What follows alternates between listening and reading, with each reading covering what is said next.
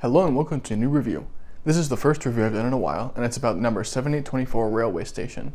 I was able to get this set for a good price from a US seller. Let's start with the set's history. 7824 was released in 1983 as the second of two big gray-era train stations. This is one of the few sets available worldwide, including in the US. It replaced the less common 7822 and sold well throughout the entire gray era, being produced right until its end in 1989. Compared to 7822, it's a completely different style of station.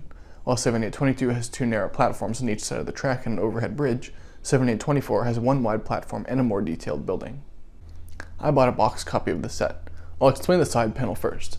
Every copy of the 7824 box has all languages in the panel, but the US version of the 7824 box has a white sticker with English text covering the international text. Other languages did not get the sticker. This box is pretty standard, showcasing the main model in the front, and then on the back, it has some smaller details plus a couple of interesting alternate models. So here, or no, this is not an alternate model. So here and here are alternate models that are not shown in the instructions. The sides have standard images of the set and then a barcode for US sellers. This box also has a price sticker for $34.99 USD. I don't know where this was originally purchased from. I didn't ask the seller.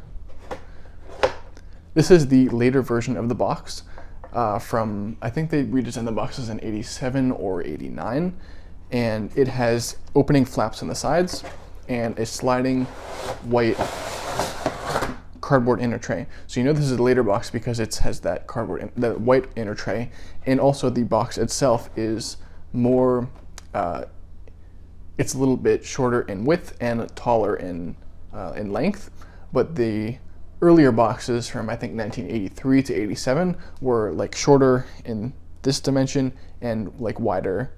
So yeah, and then they also had the inner tray. It didn't have flaps, and then it had, the inner tray itself was made of cardstock instead of actual cardboard. So you can see this inner tray has, this is thicker cardboard, and there's multiple layers, and I think it has like a corrugation like actual cardboard does, whereas the earlier one is just card stock. Like I have a 7823 box that is like that silver card stock, and it just slides out, and then the ends have the box designs that would be on the flaps. Actually, I'm gonna grab that 7823 box, so it will help me explain better.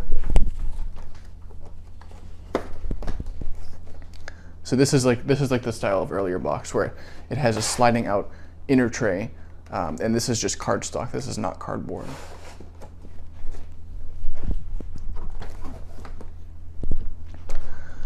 So yeah, that's the box. And then going to the instructions, there's also a code on the bottom of the box, I think, for this set specifically.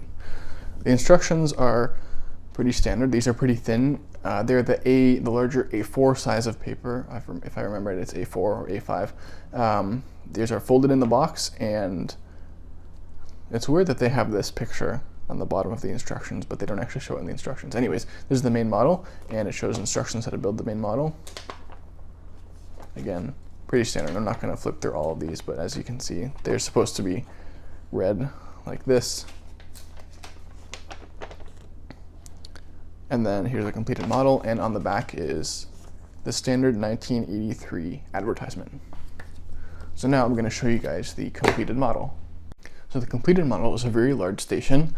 It's actually very long. It rests on two of the 16 by 32 light gray base plates. So this entire station is actually 64 studs, or 4 track sections long. It does come with 4 sections of 4.5 volt track.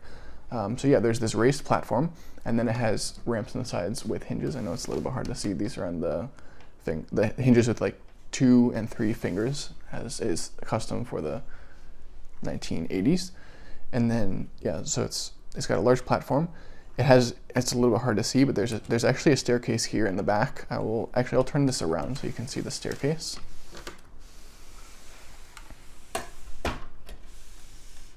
So there's a minifigure on the staircase. This is built into the platform. Oops, I almost knocked that box over. So moving back around to the front, you can see there's a whole bunch of details all around the station. We'll start from this side. There's like it looks like a telephone here. There's a mailbox right here. I know it's a little bit hard to see with the lighting. There's like a snack shop, it looks like right here, and then inside that snack shop, I'll get around that when I'll flip it around again and show you guys the inside. There's a coffee machine. This has some shutters and then another minifigure. Over here is a sitting area. It's got some, so these are windows with glass panes in the back, or like plastic, but clear panes, and 3 seats. This is a pretty standard kind of station. I think they make the exact same design, or almost the same design as 7745. Then there's a timetable behind there. It's also a little bit hard to see. And then inside here, I'm not quite sure what this is. Maybe like a ticket window for the people that work here. There's a minifigure inside there with like a train worker outfit on.